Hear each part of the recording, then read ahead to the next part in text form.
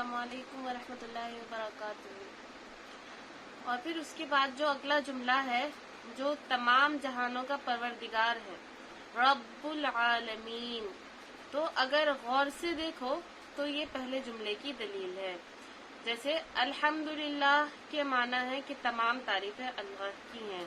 اور پھر کیا بتایا، رب العالمین، اس کی تعریف کی دلیل ہے، کیونکہ اس لیے کہ وہی پروردگار ہے تمام جہانوں کا۔ تمام جہاں اسی کے پیدا کیے ہوئے ہیں،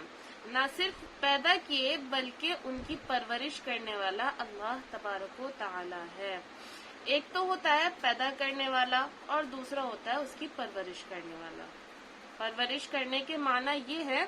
کہ زندگی کے ہر لمحے میں اس کو جس بھی چیز کی ضرورت ہے اس کو وہ مہیا کی جائے۔ تو رب العالمین کے معنی ہوئے کہ اللہ نے تمام جہانوں کو پیدا کیا اور پیدا کرنے کے بعد ان تمام جہانوں کی پرورش یا پھر جس چیز کی بھی ان تمام جہانوں کو ضرورت ہے وہ مہیا کرنے والا اور اس چیز کی فراہمی کی ذمہ داری لینے والا بھی اللہ تبارک و تعالی ہے، اور وہی چیز اسی کی ہی پہنچائی جاتی ہے۔ اس کو قرآن کریم نے خود فرمایا کہ وَمَا مِن دَابَّةٍ فِي الْأَرْضِ إِلَّا عَلَى اللَّهِ رِزْقُهَا يَعْلَمُ مُسْتَقَرَّهَا وَمُسْتَوْدَعَهَا، کہ زمین میں کوئی چیز ایسی نہیں، چاہے کوئی حرکت کرنے والا ہو یا کوئی جانور، ایسا نہیں کہ جس کا رزق اللہ تبارک و تعالیٰ نے اپنے ذمے لے رکھا ہو،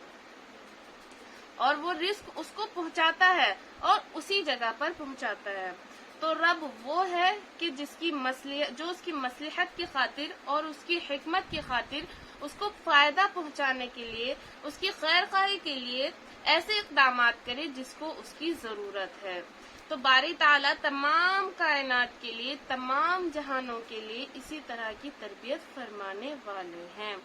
تمام کائنات کے لیے اور تمام جہانوں کے لیے جب وہ اس طرح کی تربیت فرمانے والے ہیں، اور جو ذات اس طرح کی تربیت فرمانے والی ہو، تو ظاہر ہے کہ تعریف کی سزاوار اور تعریف کی اصل مستحق ہے۔ اسی لیے فرمایا گیا کہ تمام تعریفیں اللہ تبارک و تعالیٰ کی ہیں، جو تمام جہانوں کا پروردگار ہے۔ اور عالمین کا لفظ جو یہاں پر استعمال کیا گیا ہے، جہانوں، یہ جمع عالم کی ہے، یہ ایک جہان کو کہا جاتا ہے۔ بظاہر تو ہماری نظر میں یوں محسوس ہوتا ہے کہ یہ ایک ہی عالم ہے، ایک ہی دنیا ہے جو ہمیں نظر آ رہی ہے، لیکن قرآن کہتا ہے عالمین، تمام جہان۔ اس سے معلوم ہوتا ہے کہ اس کائنات میں صرف یہ عالم نہیں ہے جو ہم اپنی آنکھوں سے دیکھ رہے ہیں، بلکہ اور بھی بہت سارے عالم ہیں۔ تو اس میں جمادات، نباتات، یعنی جمادات کا عالم ہے، نباتات کا عالم ہے، حیوانات کا عالم ہے، وہ تو اپنی جگہ پر ہے ہی، لیکن اس سے آگے فضا کا عالم، خلا کا عالم، ستاروں کا عالم، سیاروں کا عالم، اور پھر ان تمام عالموں سے ماورا ملائے اعلیٰ کا عالم۔ اور اسی طرح نیچے چلے جائیے تو زمینوں کا عالم، زمینوں کی تہوں کا عالم، ہر چیز ایک مستقل عالم ہے۔ اور فرمایا یہ جا رہا ہے کہ پروردگار اللہ تبارک و تعالیٰ ان سب کا پرورش کرنے والا ہے اور ان سب کا پروردگار ہے۔ یہ معنی ہے کہ تمام تعریفیں اللہ کے لیے ہیں جو تمام جہانوں کا پروردگار ہے۔ اس تشریح سے یہ بات واضح ہوتی ہے کہ الحمدللہ رب العالمین ایسا جملہ ہے جس میں ایک دعویٰ کیا گیا ہے اور اس جملے میں اس کی دلیل بھی فراہم کی گئی ہے۔ یہ دعویٰ تو یہ ہے کہ الحمدللہ، یعنی یہ تمام تعریفیں اللہ کی ہیں، اللہ تعالیٰ ہی تمام صحیح تعریفوں کا مستحق ہے۔ اور اس دعوے کی دلیل کیا ہے؟ رب العالمین، کہ تمام تعریفیں اللہ کی ہیں کیونکہ وہ تمام جہانوں کا پروردگار ہے، اور وہی اس کا پالنے والا ہے، پیدا کرنے والا ہے، وہی اس کی نگہداشت بھی کرنے والا ہے، وہی ان کی ضروریات کا پورا کرنے والا ہے۔ تو اس لیے تمام تعریفوں کا استحقاق اسی کو جاتا ہے،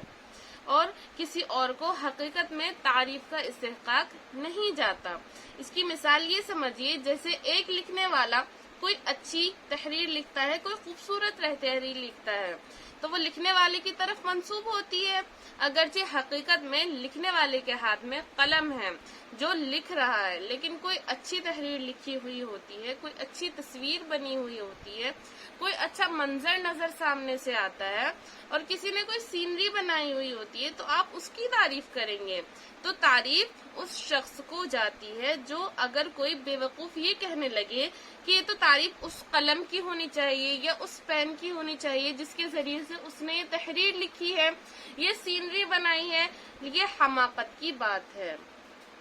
کیونکہ اس قلم کا تو کوئی اختیار نہیں ہے، یہ تو ایک ہاتھ کا اختیار ہے، یہ تو وہ ایک ہاتھ تھا جو اس کو مختلف طریقوں سے چلا رہا تھا، کیونکہ یہ قلم اگر کسی اناڑی کے پاس چلا جاتا یا کسی بچے کے پاس چلا جاتا تو وہ ٹیڑھے ترچھے خطوط کو بنا کر بالکل بیکار قسم کا منظر عام میں لے آتا، یعنی ایک بیکار قسم کا منظر وہ بنا دیتا، لیکن چونکہ ایک ماہر لکھنے والے کے پاس پہنچا تو تحریر بہت اچھی ہو گئی۔ اس طرح اس کائنات میں جتنے بھی اسباب ہیں ان کی مثال لکھنے والے کے ہاتھ میں ہے، جو قلم ہے اس کی جیسی ہے، ورنہ اصل میں اس سبب کو مؤثر بنانا اللہ تبارک و تعالیٰ کا کام ہے۔ اس لیے دعویٰ جو کیا گیا تھا کہ تمام تعریفیں اللہ کی ہیں، یہ رب العالمین اس کی دلیل ہے، اگر آدمی اس پر غور کرے تو پتہ چلے گا کہ واقعتاً حقیقت تعریف جو ہے، یعنی حقیقت میں جو تعریف ہے صرف اللہ تبارک و تعالیٰ کی ہے، یہ الحمدللہ رب العالمین کا مختصر مفہوم ہے۔